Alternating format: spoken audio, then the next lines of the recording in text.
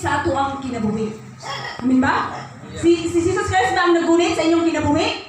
Okay. Kay once siya ang nagunit sa inyong kinabuhi, o hangtod sa inyong katapusan gininhawa, siya ang naggunit sa inyong kinabuhi. Amin ba? Okay. So, mga kaigsunan, ato nang nasabtan, no?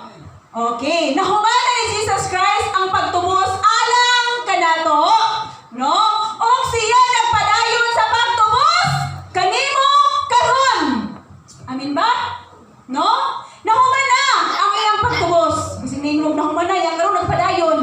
Ang buot ko sa bukta ko nga nahumana, mutugingon ako nahumana niya sa himpit. Kay gipakataw gayud kita nga baka sa sala. Mauto ang iyang gihuman.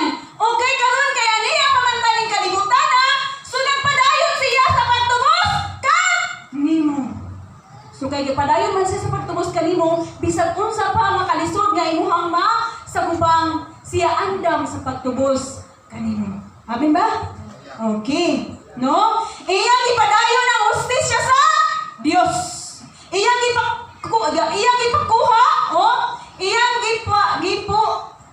gipukan ang kamatayon o iyang gipadayon ang gimhaya ang balaod.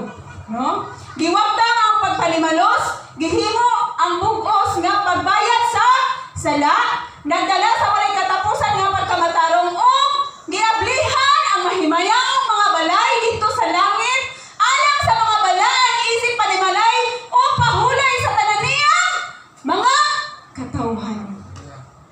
So mga kaigsunan, kining atong kinabuhi karon, gusto sa Dios nga magkinabuhi kita nga adunay katagbawan.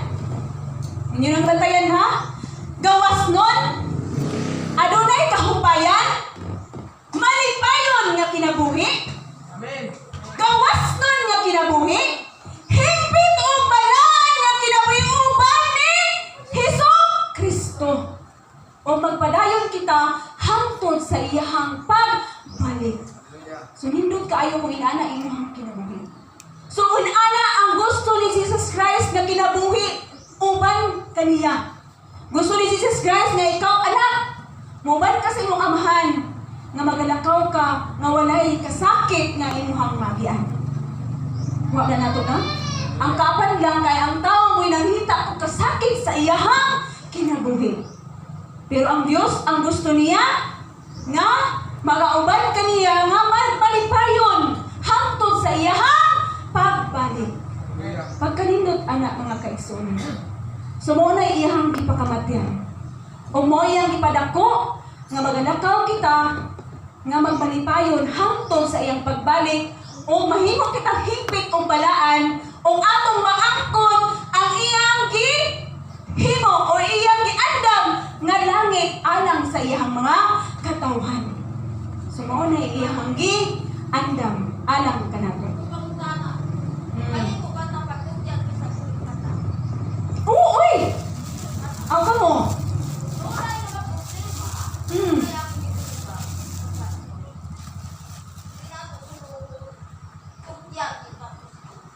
Kasi pagpapatay na ka, usa ka utugyan, wala may paglaom. Dili soluhon ang problema. Kinahanglan ito gyud mo kang Jesus Christ. Okay, so connect man to, sakto man to. So pamayon kadugang, apa kay mo man ta. Katong atong ginatunan pinakamaayo yun. Kay sa Salmo 91 kapitulo 91 versikulo 16. Paliw basa. Atong kanon. Nga ang tao god katong itudlo 91 versikulo 16. Ang atong ginatulog pinakamaayo. Nantihan ko silang taas na kinabuhi o luwason ko kayo sila. Kanang katong ato ang ginatunan pinakamaayo. Gisaaran ta nga kini mag-unod sa tao may makadaot kay mo comment og sala. Mo man makadaot. Among silinga diha mga igsoon. Dipusil nga wa maili. Wa ma dipusil nga wala pa'y nahibaw kisay pusil.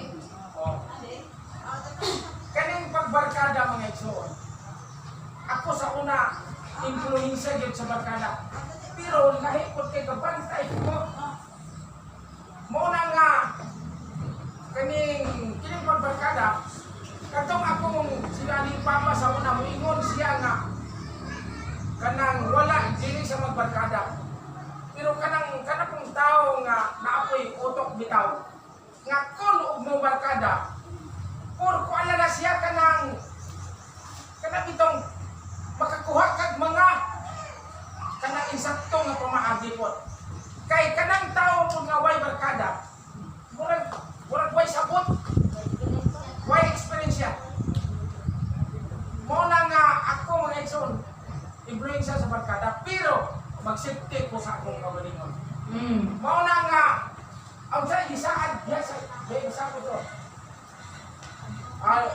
Pinigingon nga pagkatagbaw siya sa taas nga kinabuhi ug ako ipakita kaniya ang akong kaluwasan. Saan sa Ginoo mga igsoon nga tagbaw nga sa taas nga kinabuhi. Pero ang uban mga igsoon magpatay sa kaugalingon. Nga naman di na ganahan nga magpakabuhi. Pero di mo na igingon nga supak na sa kasulatan ang gibuhat. Pero ingon diya sa balang kasulatan, tagbawon ka sa taas nga kinabuhi. Katong giingon niya nga pinakahayahay ining pagpangalagad sa Ginoo. Ining pagpangalagad sa Ginoo mga igsoon, pinakahayahay nga kahimtang. Nga naman, God, amen. ngano nga makaingon kung pinakahayahay. Safety ang imong kinabuhi. Amen, safety. Ikaduha, gabantay ka sa imong kinabuhi.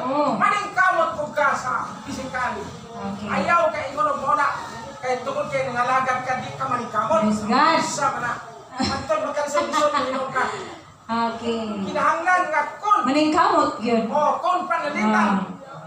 Ikaw mag-uuma. I-mindset nimo nga mananom ka. Kay mo abot ang panahon nga anihon. Amen. Okay. Mo na nga kun panalitan pud naka-eskwela ka, panarbaho. Ay, pagpuyo. Ayaw pagpapuyo-puyo. Correct yun. Mo na nga Okay. ang atong yung hunahuna mga igsoon, pinaka-strong yun. Okay. Nga mga puyo ang tao nga naay lawas niya taga lawas nga. Kanang murag nagtinapulan ka ba sa imong kagalingon. Amen. Mo nga mahimo ka nga alaot sa imong kinabuhi.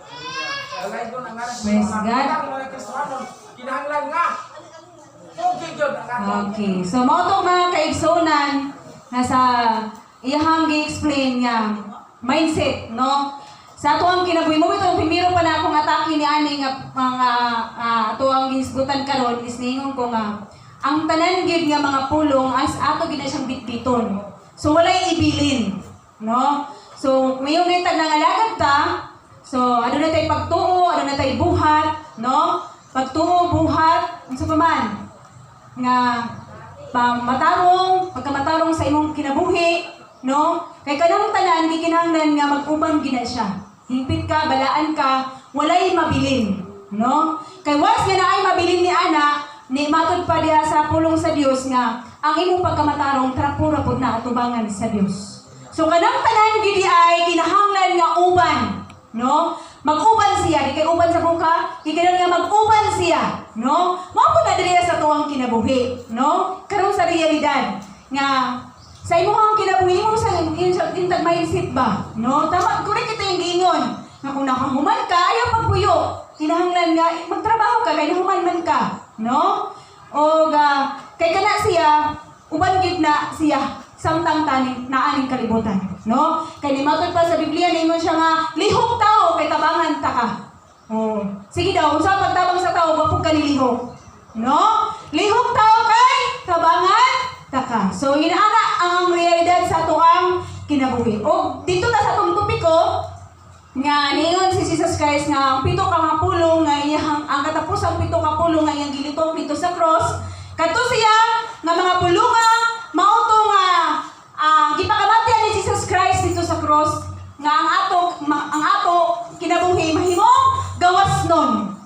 Okay, gawas nun man okay kita gipanganak ta nga makasasala iyan ang ipakamatyan kay aron nga mabuhi kita nga walay sala hingpit atubangan himpit balaan ang atubangan sa to kinabuhi nga Dios. O magalakaw kita, o ingon pa manikay-sikay tani kalibutan na nga uyon sa iyang kabubuton, no? Kay aron nga sa iyahang pagbalik makaadto kita sa iyahang giandam nga gingon pa nga langit. Ang Ginoo mga panalangin kanatong tanan.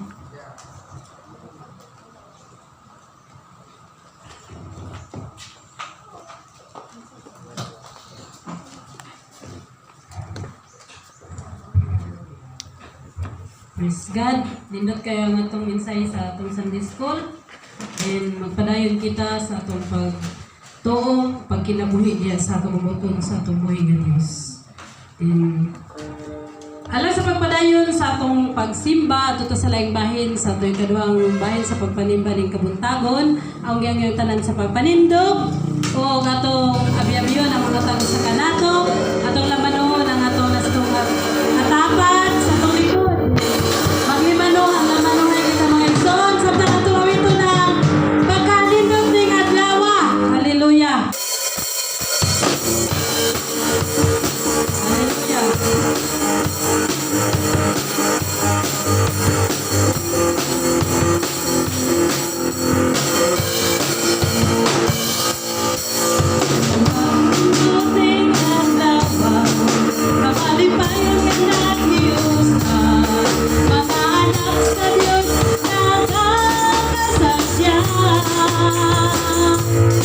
Kamalipayon sa imong nalakway, kamatanawon kayo sa kanunay, ang himaya kayo sa Diyos magalipay. Umuusan sa ko'y gala, kalabihan kayo na kong minawa, sa kalugay sa panahon na malata, ang pagkita.